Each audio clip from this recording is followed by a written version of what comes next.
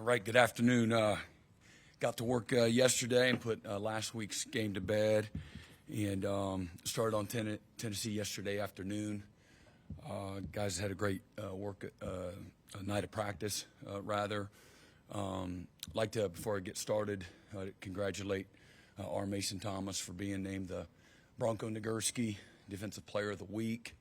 It's been a long time coming for him. As well, just from an injury standpoint, and it's good to see him get started off to a great start this season.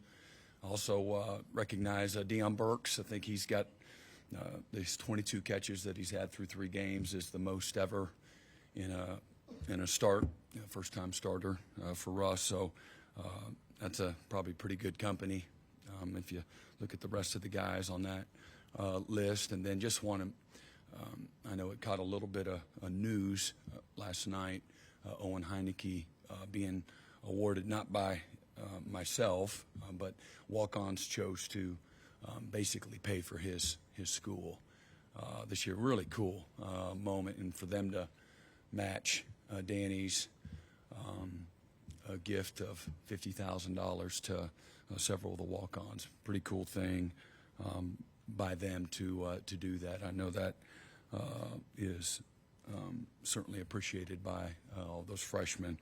Excited to start conference play. Our first ever SEC game. So pretty cool to be a part of that history, and hard to argue that anyone in college football is playing better ball than Tennessee right now, led by their freshman quarterback, Nico. I'm not even going to try to pronounce it. Iam Lava. Probably pretty close, but I butchered it some. So, but man, what a talent!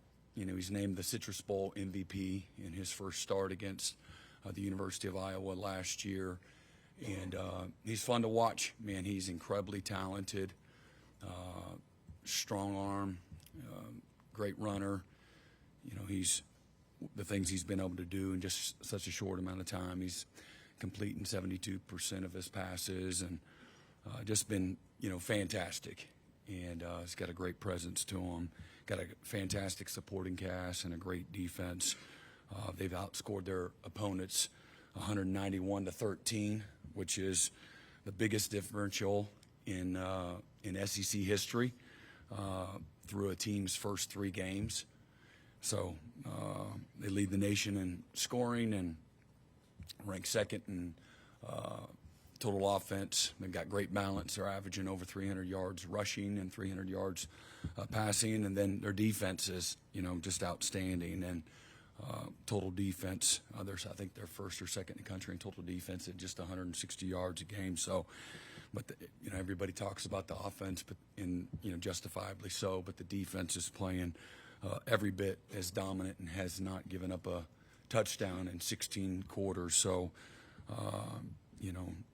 they rank 3rd in points allowed in the country. So they've got 4 outstanding receivers.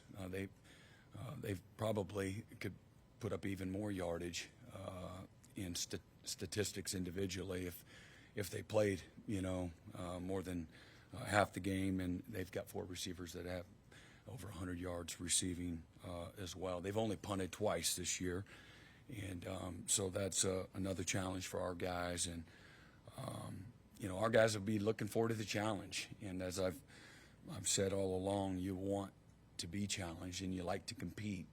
And they recognize and respect the things that the University of Tennessee has done through 3 games this year.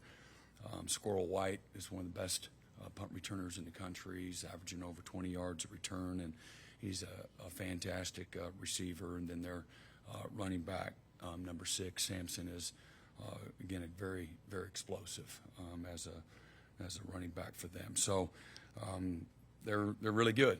And then on the other side of the ball in defense, again, James Pierce is he might be the best guy in the country on defense. So and they're really experienced up front, very disruptive, very athletic. They're long, explosive. They've got several new guys in the back end, but man, they've got length. They can run. sideline to sideline. They're playing really aggressive. They mix it up, got good balance to what they do. And then their special teams their special teams units are, again, well coached, aggressive, led by Mike Eckler, who was a former GA here and a former linebacker, locker room comrade of mine at Kansas State. And he's done a fantastic job wherever he's been, and certainly doing that there for them right now. So going to be exciting. Looking forward. Going to have a great week of preparation. It's going to be a game that we don't have a chance to win. Don't have to play perfect, but we're going to have to play well. And you're not going to play poorly and beat these guys. So our guys are looking forward to the challenge. And I have a long history, and like a lot of people at Oklahoma, with Josh, a good friend of mine and his wife Dawn and their family. They've just everything that Josh has represented in his career and just as a human being, as a coach. I mean, he's first class in every way. So he's had a long history here, and again, he's done a great job everywhere he's been, whether it's Utah State, Missouri, UCF, certainly Tennessee. And winners know how to win, and that's what he's done. So cool to see that. Start in the middle, right side here. Josh, this is probably one of the biggest home games Oklahoma's had in at least the last dozen years. Can you talk about home field advantage, crowd atmosphere, how much that's going to mean in a big game like this on Saturday night? Yeah, you want to, the history in the SEC, it's really difficult and challenging to win on the road in the SEC. And, I will not be surprised if that's the kind of atmosphere that Oklahoma creates. It's going to take that. That's part of it, as well. But I think, we'll have the center stage in college football on Saturday night, and our fans won't disappoint. Yeah, Brent, you talk about Tennessee's offense and Nico and all the challenges there. How important is it to get a consistent pass rush against this group, and how do you think yours stacks up here through 3 games and heading into this one? Yeah, incredibly important. They do a lot of RPOs. I don't know how it ranks in regards to who's running the fastest offense in college football, but they got to be right there if they're not number one. And so they go incredibly fast. So the things that go along with that's to neutralize you in lots of ways: your communication, your fundamentals, your ability to get lined up, your ability to put your eyes on the right stuff. So that, and again, in their presentation, it is a legitimate run. And so at any point in time, the quarterback can pull it out of his belly and throw it to the space, wherever the space is, if that's over the heads of the linebackers or if that's on the perimeter game. And he's got an amazingly quick release and tremendous velocity and accuracy that allow that RPO game to really get into a great rhythm.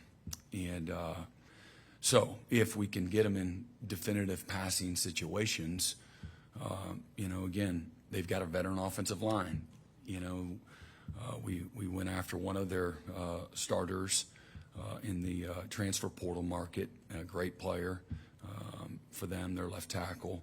And I really have a tremendous amount of respect for how they play up front. They are really aggressive. Cooper Mays, their center, somebody I know their family, and Cade Mays, his older brother, played at both Georgia and I believe at Tennessee as well. And man, he plays with an edge. He just plays the position. Their whole offensive line, when they get down in their stance, man, they're getting down with authority, and they're sending a message, and they're incredibly physical. This will be. And then again, every SEC, you're going to hear me say it. I just watched the tape. They play a physical brand of football, and I just have a lot of appreciation, respect for what that looks like. And one of the best offensive lines I've seen in a while. And having faced several SEC teams through the years, this is one of those offensive lines, in my opinion. And so it's a great challenge and great matchup for our defensive line, our linebackers, and again, we've done the right things so far. You know, we're developing as well, and I like a lot of things that we've been able to put on tape, and some things I don't like. You know, we got to get better, and that's. I believe that every game throughout the year it's going to look like that. You know, some good, some not so good. But you want more good than not, obviously. But I've got a great appreciation for where our guys are at right now too, and the direction that they're hungry, they're driven, they show up to work, they've got great self-awareness. They're not, you know, pounding their chests. They know that the challenge is going to be very real each and every week over the next several weeks. And for us to have a chance to win, they're going to have to play well. Mm-hmm. Yeah, you've said it. You've not played as well as you wanted to. They played about as well as anybody could. Mm-hmm. But can that change in week 4? Yeah. I mean, can a team sort of blossom? Yeah, my expectation is we're going to play our best 4 quarters of football on Saturday night in all 3 phases. That's the focus. You know, we've laid out a plan this week that allows us to do so, and we got to work our butt off. You know, we got to make sure that we get the plan down early in the week, and so that we can, you know, fine tune that plan and the fundamentals, the physicality, the good on good work, and then you got to take, you know, the player's responsibility, all those things that you learn and the habits that you've developed and built upon throughout the course of the week, then you got to take that to game day. And it's going to be incredibly emotional, and they'll have great passion and energy and enthusiasm, and those things are great. But that only lasts so long. This is a game of physicality and a game of execution, and so that's what we need to be able to take to the field, and that'll allow us to play well and you know, well enough to win. You know, whatever it takes to win. And that's again the focus. But certainly, Barry, to your question, can that happen? Absolutely. You know, the next opportunity is, you know, sitting right in front of us, and that's where our eyes are fixed. Jenny. Got 2 questions about Josh when he first got here in '99. I mean, I'm sure you and Mike were out trying to find players, so you're probably not paying too much attention to what Leach is doing. But do you remember sort of first time you met Josh and just sort of what you heard about him? And I mean, Leach had to have a quarterback for that offense. Just what was your sense of things at that point? And then you said it at SEC Media Day that Josh really changed the locker room culture, which that defense was so good. Like, I'm curious what the impact over to the defense even was. Yeah, those are great questions, and I'll be a true serum here.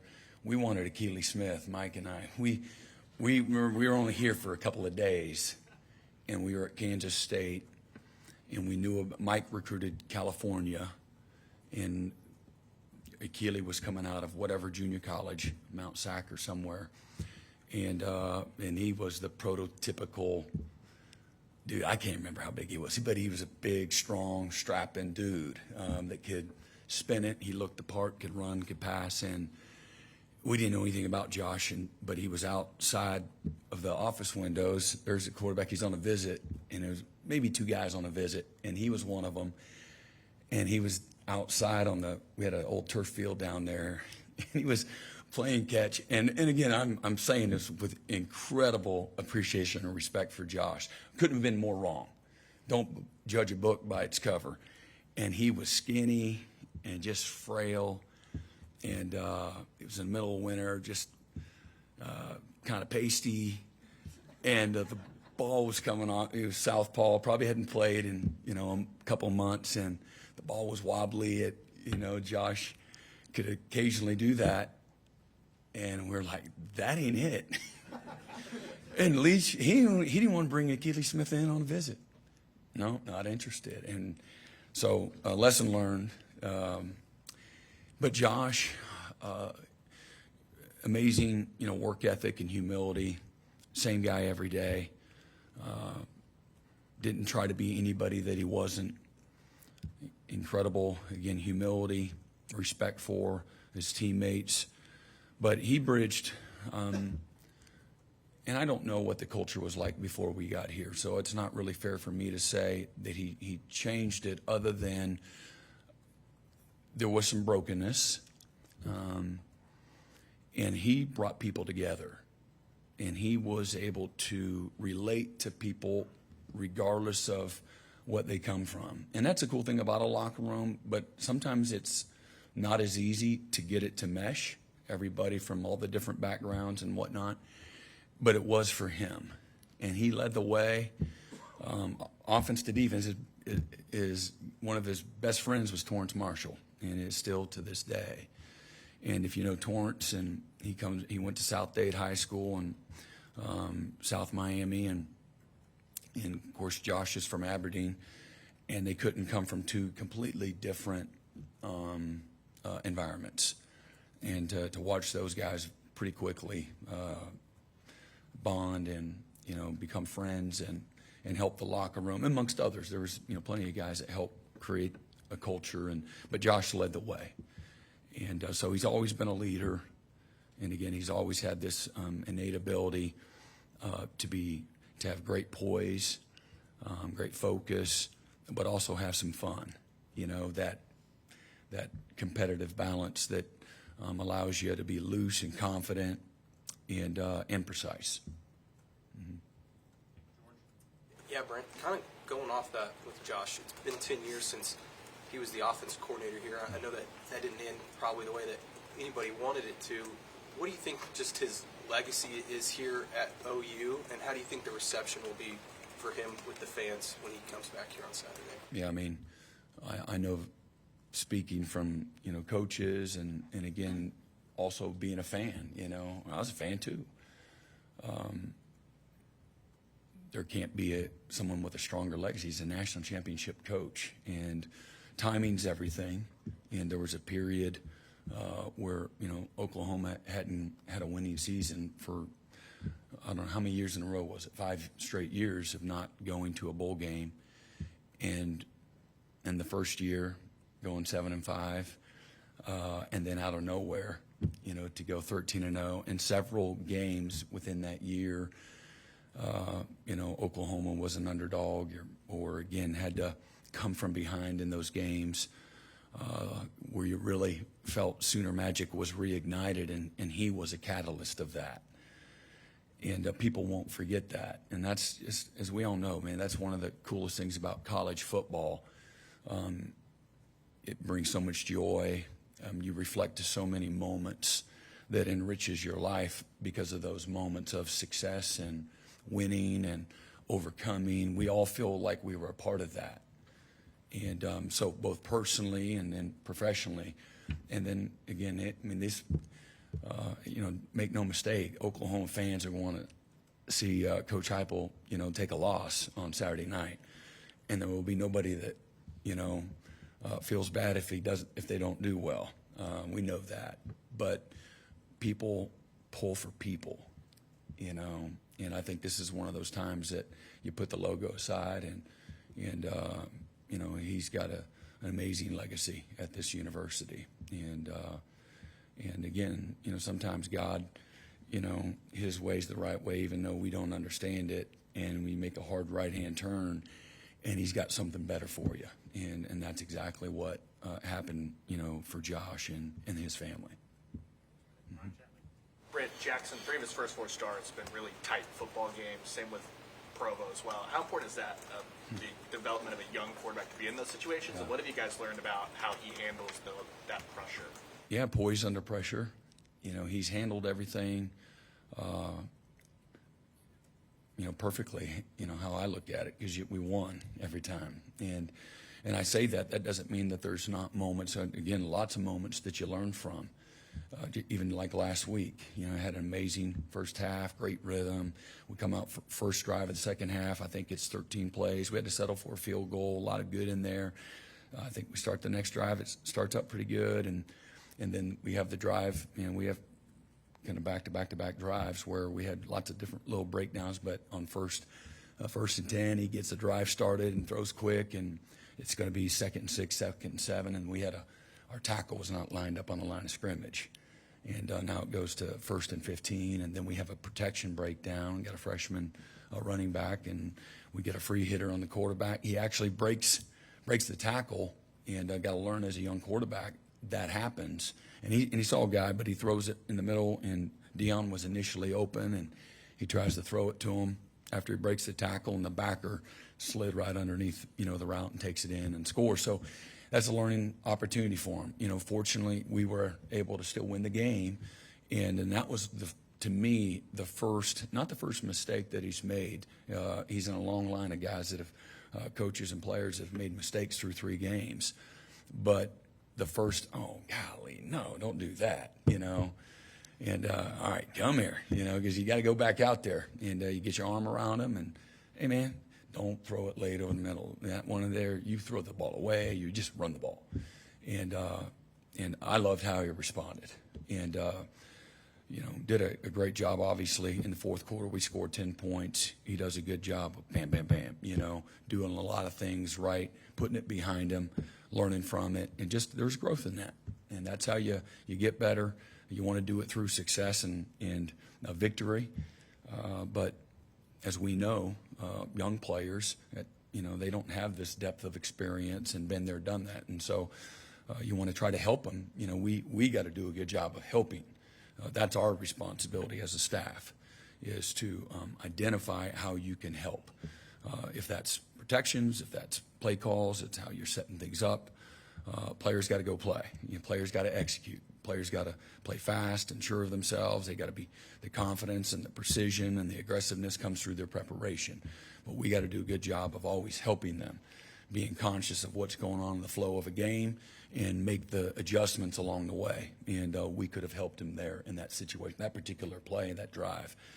And but in all those scenarios, he came in that BYU game and on 4th down, in a 0 blitz, throws a dart, And even after that interception, I think maybe 2 drives later, with the next drive, we have another protection break now, and he kind of screwed the drive up to a certain degree. And then the next drive, it's 3rd and maybe 9, and he throws a dart, man, right on time, clears the linebacker, anticipates, throws a guy open, and hits him in the belly. We drop it.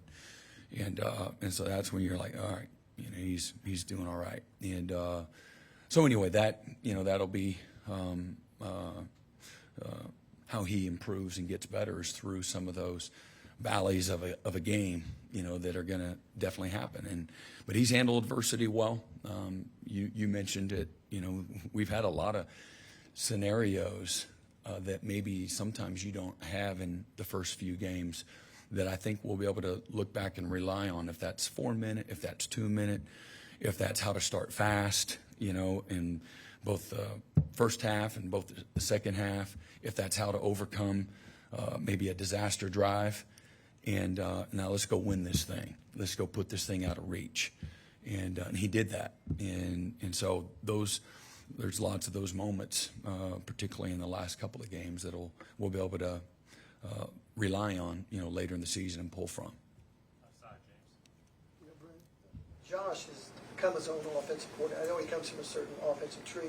He calls the plays. He does. Yeah. And so, but the way he does things, he's morphed into, he still does the splits and things like that. They're going vertical. He's very aggressive. Yeah. Talk about that challenge of trying to keep that offense in the tempo. They get some plays off in 8 to 10 seconds. Yeah, they're really good. And, they got very good players. They've recruited good players. Some older guys that have been in the system. They understand the system. And they've got great skill. They got size. They got speed. And, they put tremendous pressure on you with their scheme, their tempo, and their ability to be precise. And then on top of that, really good skill. So, it's really tough. And some of it's coming off of, off of those play fakes or an RPO situation too. And so many teams don't necessarily present that. They might have a few RPOs here and there, but this team is, built from the beginning of the game to the end. Man, they're putting great pressure on you. So I love the challenge. It's anybody knows me. I have a great. I'm just got to read what the stats are. Some people might be like, brag on our own guys. Well, these are the things we're looking at, and this is the challenge. And I like getting the guys on the edge of their seat. our guys, they know, and I thought our guys have a great maturity. They've had we call be a pro, be a pro. You show up to this building, man, you flip a switch, again, how you think, how you work, how you take notes, how you study film, have respect for the game, have respect for the process. And this process will reward you when you respect it every single week, like it's the biggest game of the year, because it is. And so that being said, it doesn't take them long to watch the tape either. And I'm going to call it exactly how it is. And again, this will be a fantastic, amazing environment, and one where again, I think the strength of our team is our defense. That's where we have the most experience. Guys that are veterans in this system. We've got good competitive depth there without a whole bunch of injuries, where we haven't necessarily been exposed. You lose a few guys and all of a sudden you don't have competitive depth, and you might have another guy, but, there's nothing else behind them. So that's, we're fortunate from that standpoint, but it'll be the biggest test that we've had, to me, since since we've been here. Yeah, Brent, last week you made the joke about the Velcro being on Kobe McKenzie's chest, and just the development and growth that he's shown in the last year. Maybe not so much on the field, but what's changed off the field to get him to where he's at now? Well, I bet you one of the things he might say, he's got an amazing family, so they give him great support. Instead of peppering him with negative seeds, like, well, maybe you need to go somewhere else, or you need to start over, really just supporting him. And like, hey, man, hang in there. This is part of the growth. You'll be all right, And then his teammates. I like to say, it's a lot of encouragement from his coaches, but teammates are the one, to me, that have been patient with him, have helped him think the right way, nurtured his development process. Hey, man, let's go watch film together. And Kobe's an incredibly mature guy. He's a self-starter. He's self-driven. He doesn't need anybody else to show him how to turn the machine on, And he's a very driven, consistent, a young man that just has a lot of really good habits that have helped expedite his growth and development too over a course of a couple of years. But he would tell you his teammates have been probably his place where he'd call a sanctuary, where they've helped him have the right perspective, along the way, so that he can go right back at it, even when he's not getting the results that he wants. Brent, you mentioned him at the beginning, but I wanted to ask you about Mason Thomas. Obviously, the big plays in that fourth quarter against Tulane, but maybe how important was that for him, a guy that did deal with some injuries through the first couple seasons here, and how'd you maybe see him get through those injuries the first couple of years, and how important was that for him, to have that type of game heading into conference play? Yeah, well, he's got incredible faith. He comes from a very single mom, very spiritual family, so he's got great support. He's got a great foundation, so his perspective was pretty strong. Along the way, through the frustration, he would be the first to tell you, very frustrated. And the high ankle sprains they're just, sometimes you would rather, all things being said, a fracture is better than a high ankle sprain, because the sprain is every bit as painful, but it just takes time. Different than, you can put screws and put a cast on, and hey, at 6 weeks, man, you're going to get out of that thing and you'll be back to better than ever. And then Coach Chavis, who does a great job relationally with his guys and keeping them in a good headspace, continue to believe in him and help him, travel the choppy waters that come along with the things that you're talking about. Brent, kind of going off that, we saw a couple times on third downs, R. Mason and Trace drop back to linebacker with Danny and Sammy come up to the edge. What do you like about that rush package, and is that a wrinkle that maybe Zach introduced, or have you done that in the past? Yeah, we've done similar things for a long time. When you have the personnel that not just are good athletes. A good athlete doesn't play good football necessarily. And so guys that know what to do, they know how to do it, they have instincts for it, they're natural at it, there's some experience in doing it, not just to do it because you saw someone else do it. And those guys, you know, when Trace first got here, he wasn't ready to do that. You know, when R. Mason got here, he wasn't ready to do that. We weren't there yet. But if that's what, again, you want to lean on your personnel within the situation. And so speed and athletic ability are important, you know, but having good, tough, physical football players are every bit as important that can execute at a high level. So they're both going to play that, you know, God willing, you know, Trace and R. Mason, amongst others, PJ, that group of guys, they're going to play that position, you know, in the NFL. And they have an opportunity to go to the NFL, that versatility, you know, that outside linebacker. We call them defensive ends. You know, they just sometimes happen to play a linebacker hybrid.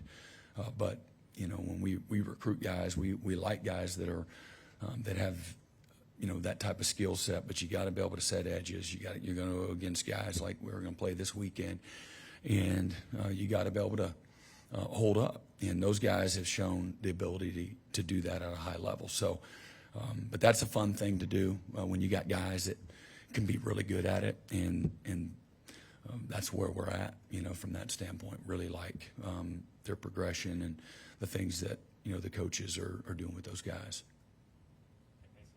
Brent, teams haven't had a lot of success running the ball against you these first couple weeks. How big has DJ Terry been in that, and what's it been like seeing him year two in the system? Yeah, he had his best game, and I think I might have mentioned it. He had a high hamstring issue during, might have been 10 days, 2 weeks of fall camp, and the end of the summer into fall camp. And then, so that affects a big man, you know, that's 330 pounds or so. And he's playing really good right now, playing quick as much as he's holding the point and being a good knockback point of attack guy. And he's really, again, he's in a different spot than where he was a year ago at this time with his knowledge and his fundamentals and his technique and his ability to play to his strengths, which is power and his size. And then he's been a really good leader.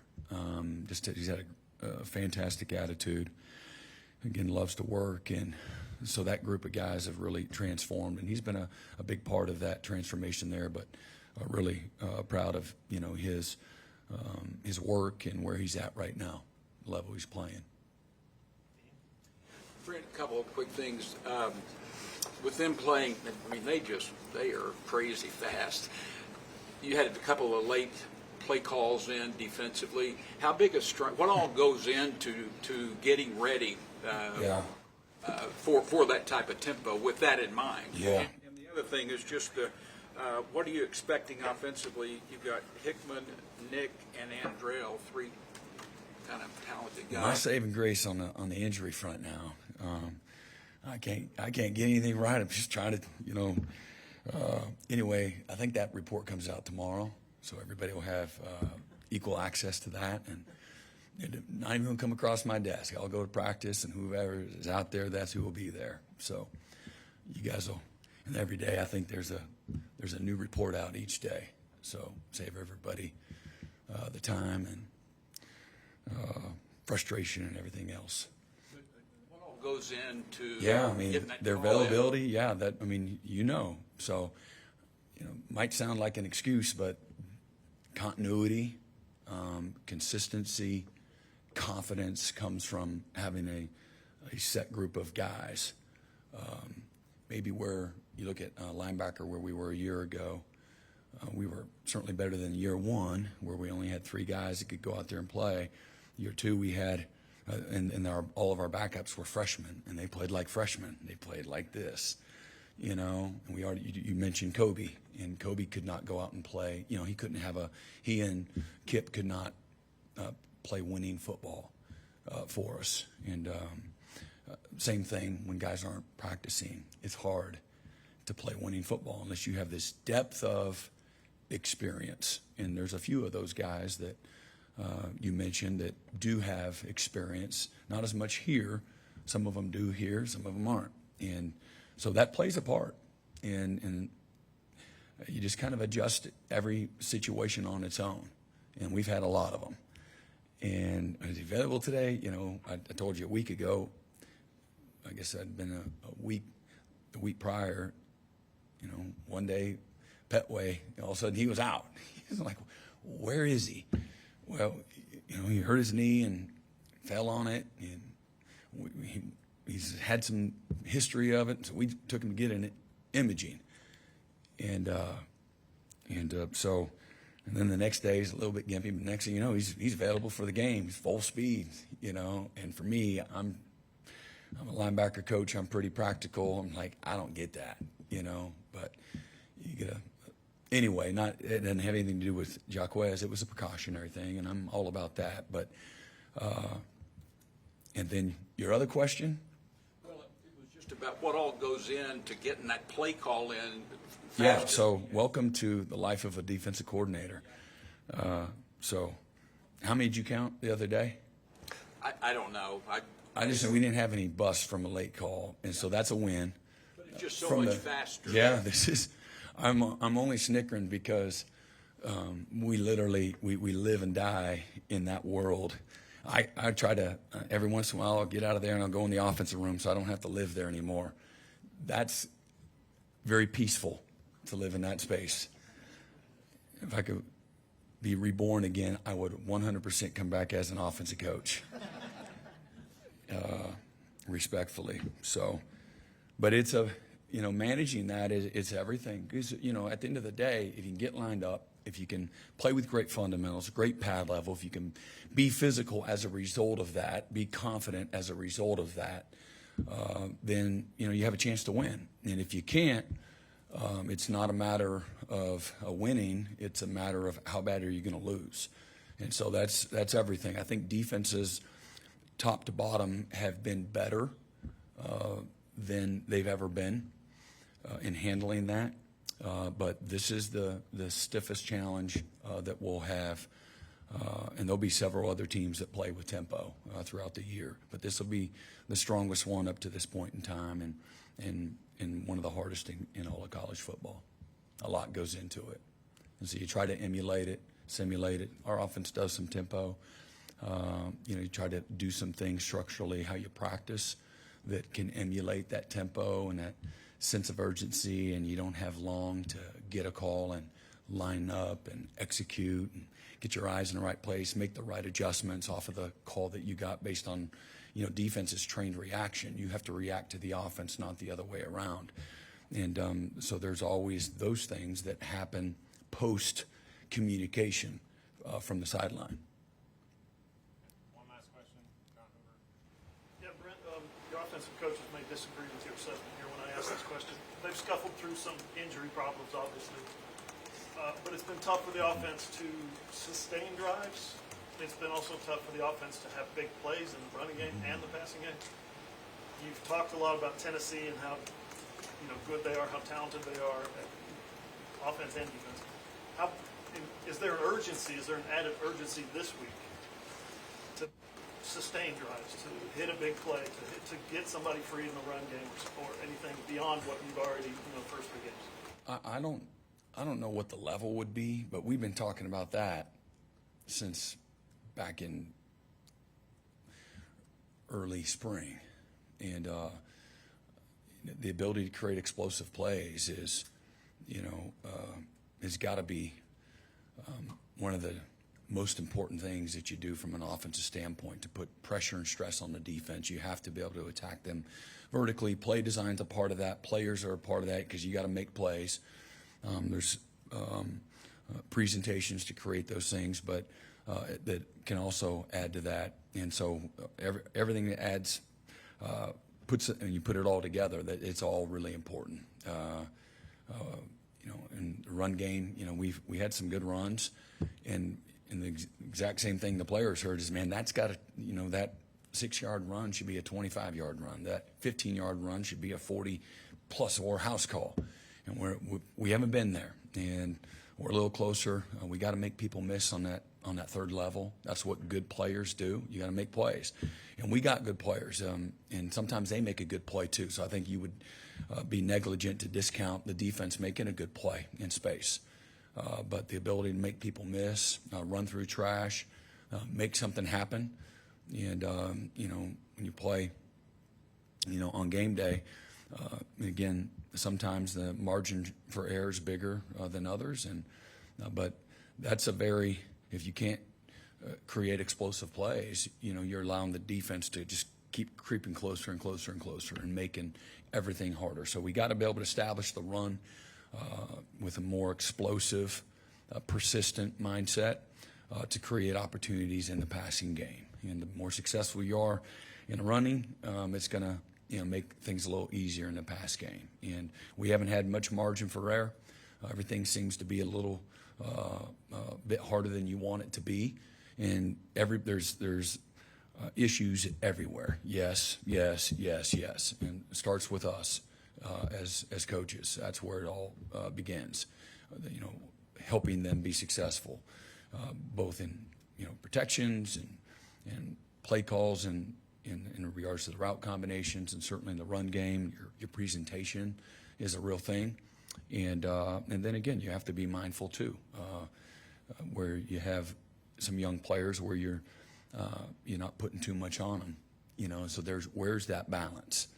And we found a really great rhythm in the first half against a sound defense, and they do a great job there. Coach Summer on their staff. We're going to play better players. We're going to play every bit of the coaching acumen. That challenge is real, and so. We got to continue to work hard, diligently, both in our staff room and you got to look at everything, and that's our responsibility. That's my responsibility. You look at everything, you question everything, make sure everybody's on the same page, and at the same time, you let people do a job that you hire them to do, and we're working hard to do that. And there was many steps that were looked at as progress, certainly, and improvement. But we got a lot more. We got a great ceiling, in my opinion, and something that we're, again, looking forward to, again, just getting back out on the practice field and getting after it and developing the confidence and the continuity that, is going to lend credibility to things you're talking about. Mm-hmm. Is that it? All right. Y'all have a good day.